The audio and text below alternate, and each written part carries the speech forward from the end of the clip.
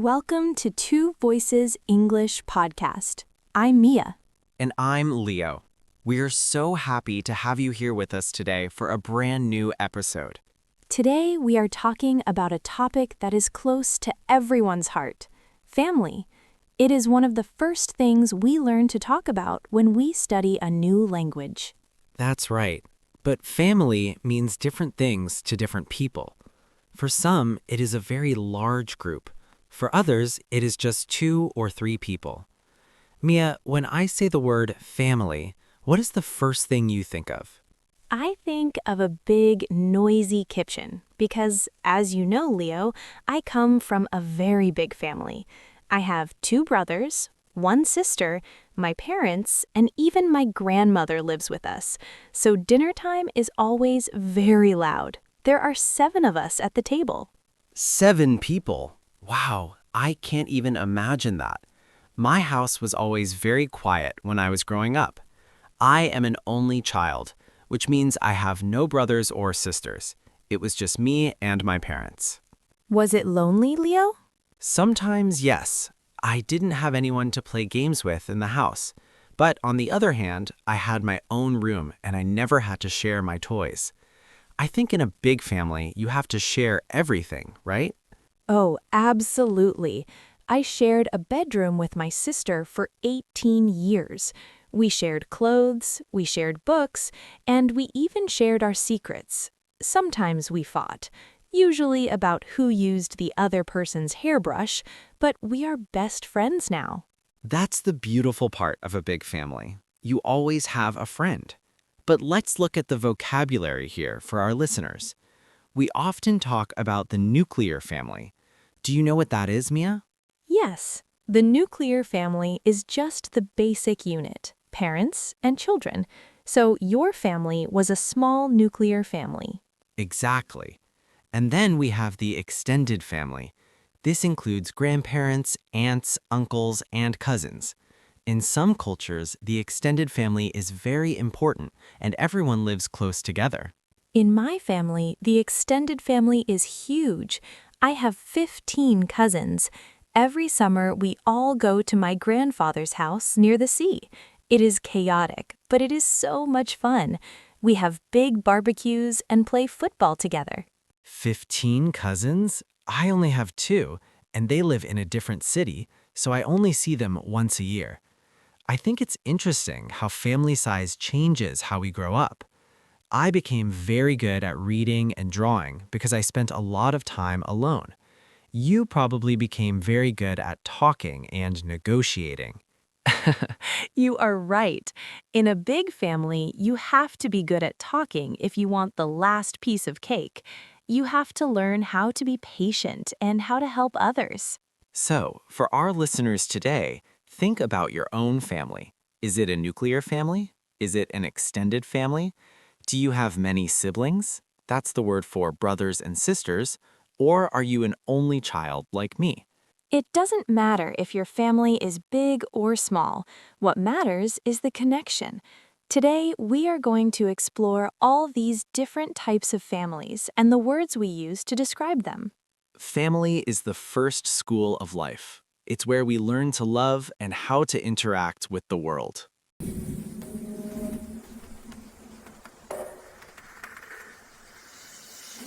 Speaking of being together, Mia, we should talk about the people who started it all, our parents. They are usually the center of any family story. You are right, Leo. Parents have such a big influence on who we become. Tell me about your parents. Since you're an only child, I imagine you are very close to them. I am. My mother is a teacher, and my father is an engineer. My mother is the organized one. She has a list for everything. If we go on holiday, she has a plan for every hour of the day. That sounds useful, but maybe a little stressful. A little bit, but she is also very kind. My father is the opposite. He's very relaxed and very funny. He loves telling dad jokes. You know, those jokes that are so bad they make you laugh. Oh, I know them well. My father is exactly the same. He thinks he is the funniest man in the world. My mother just rolls her eyes at him. What are your parents like? With 4 children, they must be very patient. They are. My mother is the strongest person I know. She managed the whole house, worked a part-time job, and always had time to listen to our problems. She's like a superhero without a cape. My father is very hardworking too, but he is the chef of the family. Is he a good cook? Well, he thinks he is. That is actually a funny story. One Sunday, he decided to make a special surprise dinner. He spent 5 hours in the kitchen. We were all so hungry and excited. When he finally brought the food to the table, it was completely black.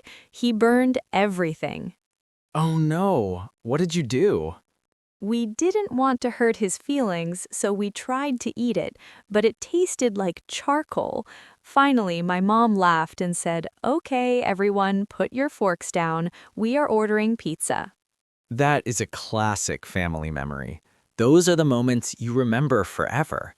My mom has a funny habit too. She's so used to being a teacher that she corrects everyone's grammar, even my father's. Sometimes they'll be having a serious conversation and she'll stop him just to say, Leo Sr., you should say whom, not who. That is hilarious. I think I would be afraid to speak around her. Do you look like your parents, Leo? People say I have my father's eyes, but my mother's smile. I think I have my father's personality, though. We both love quiet afternoons and reading books. How about you?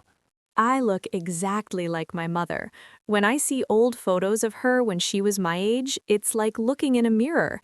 But I think I have my father's energy. I can't sit still for a long time. It's interesting how we're a mix of both of them. It's like a puzzle. It really is. And as we grow up, we start to understand them more.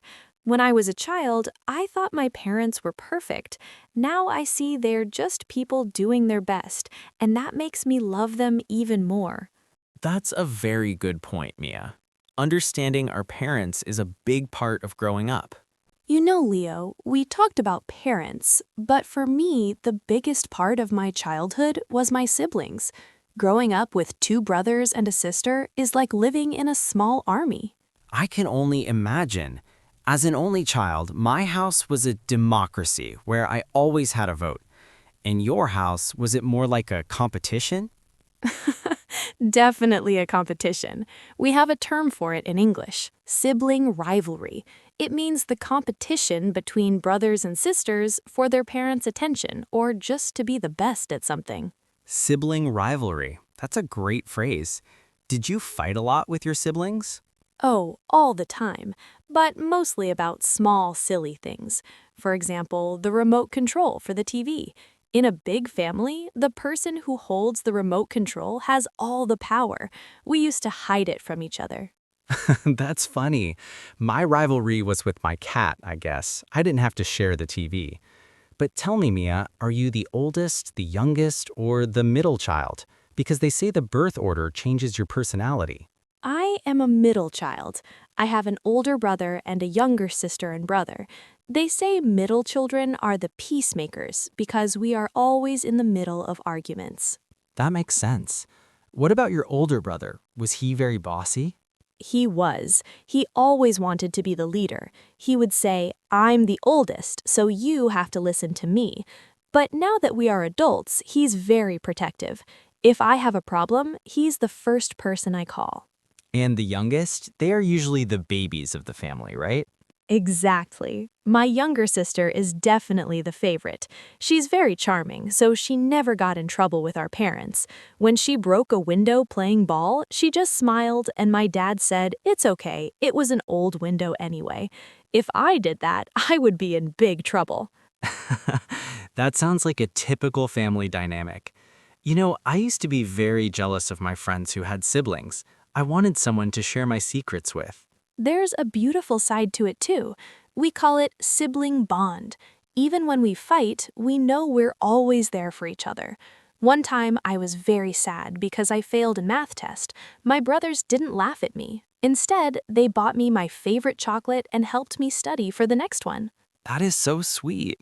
So even with the rivalry, the support is always there. In English, we often use the word siblings to talk about brothers and sisters together.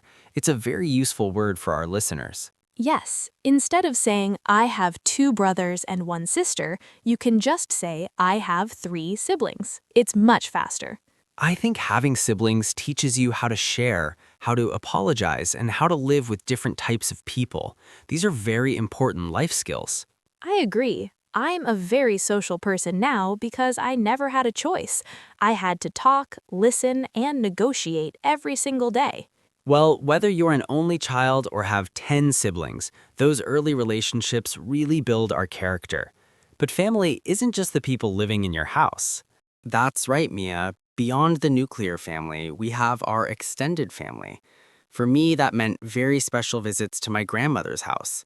Even though my daily life was quiet, my grandmother's house was a place of magic. Oh, I love that. Grandparents are so special. They have all the best stories and usually the best snacks. In my family, my grandmother, we call her Nana, actually lives with us. She is the heart of the home. That is so wonderful.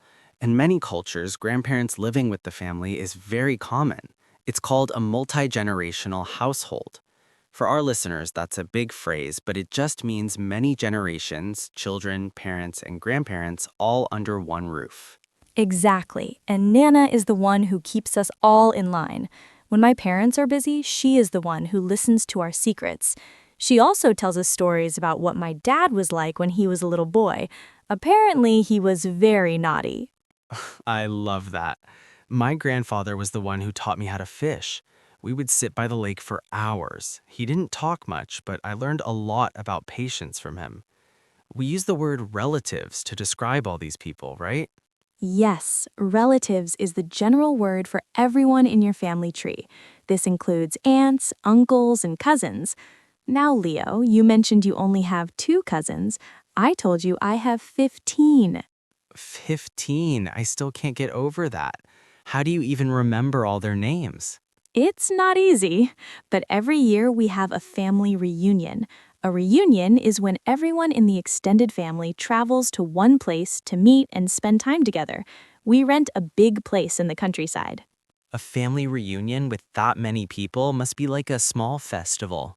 It is. We have Aunt Sarah, who always brings her famous apple pie, and Uncle Mike, who tries to organize a big football match. The cousins, who range from 5 years old to 30 years old, all play together. It's a great way to stay connected. I think it's important to have those connections. Even if you don't see them every day, knowing you have a large support network is a great feeling. My two cousins live in Australia, so we use video calls to stay in touch. We call it staying connected across the miles.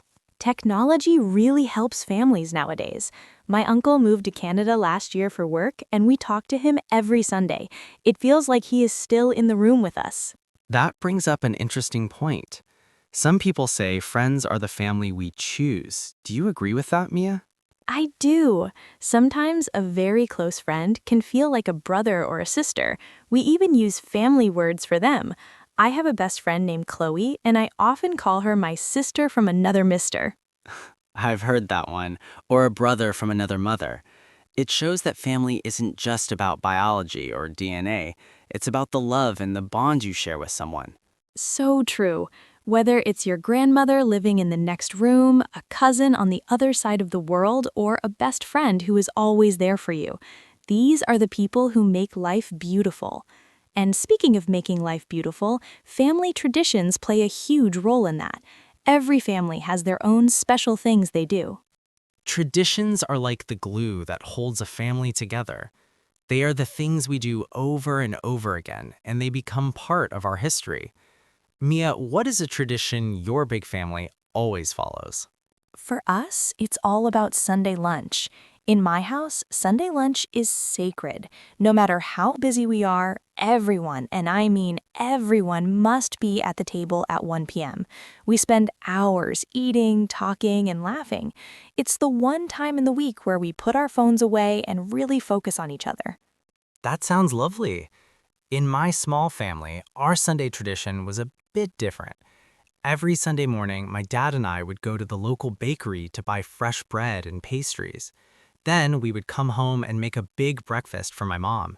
It was our way of saying thank you for everything she does. I love that. Traditions don't have to be huge events. Even small things like buying bread together count. But then, of course, there are the big holidays. Oh, definitely. Holidays like Christmas, Thanksgiving, or New Year's Eve are when traditions really shine. In my house, we have a very specific way of decorating the Christmas tree. We always listen to the same jazz album from the 1960s while we put up the lights. It doesn't feel like Christmas until I hear that music. Music is such a powerful way to remember things. In my family, we have a secret Santa tradition because there are so many of us. Instead of everyone buying a gift for everyone else, which would be very expensive, we each pick one name from a hat and buy a special gift for that person. That's a very smart idea for a big family. It makes the gift more meaningful. What about birthdays? How does your family celebrate? Birthdays are loud. The tradition is that the birthday person gets to choose the menu for dinner. When it was my birthday last month, I chose homemade lasagna and chocolate cake. And we always sing happy birthday in a very silly operatic way.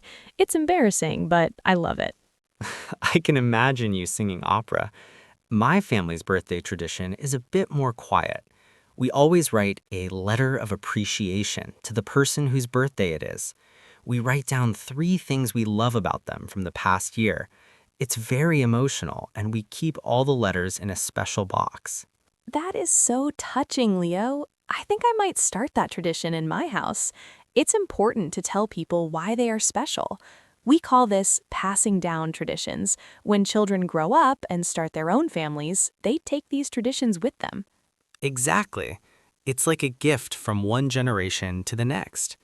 My grandfather passed down the tradition of gardening to me. Now, every spring, I plant the same type of tomatoes he used to grow. Every time I eat one, I think of him. That's the beauty of it. Traditions keep our memories alive. They give us a sense of belonging. They tell us this is where you come from and these are your people. Well said, Mia. But as much as we love our families and our traditions, things aren't always perfect. Family life can be complicated, and there are many lessons to learn along the way. You know, Mia, we have talked a lot about the happy parts of family, the big dinners, the funny stories, and the beautiful traditions. But let's be honest, family life isn't always like a movie. It can be difficult sometimes. You are absolutely right, Leo. Every family has its challenges. We're all different people living together, so of course we disagree. We argue about chores, about money, or even about what movie to watch on a Friday night. Exactly, but I think that is where the most important life lessons come from. Family is the place where we learn how to forgive. When you have a fight with a sibling or a parent, you have to find a way to say, I'm sorry, because you love them and you live with them. That is a great point. Forgiveness is a huge part of the family bond. It's also about support during the hard times. When I lost my first job, I was so worried. But my family didn't judge me. They told me, don't worry, Mia. You can stay with us until you find a new one. They were my safety net. That's the true definition of family. It's the people who are there for you when the rest of the world is busy. And for our listeners, it's important to remember that if you don't have a close relationship with your biological family, you can create your own. We call this a chosen family. I love that term, chosen family. These are the friends, mentors, or neighbors who support you and love you like a brother or a sister. Sometimes a best friend knows you better than anyone else.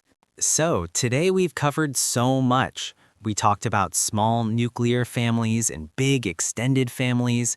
We talked about siblings, parents, and grandparents. And we talked about the importance of traditions, those small and big things that make us feel like we belong, whether it's eating lasagna on your birthday or buying fresh bread on a Sunday morning.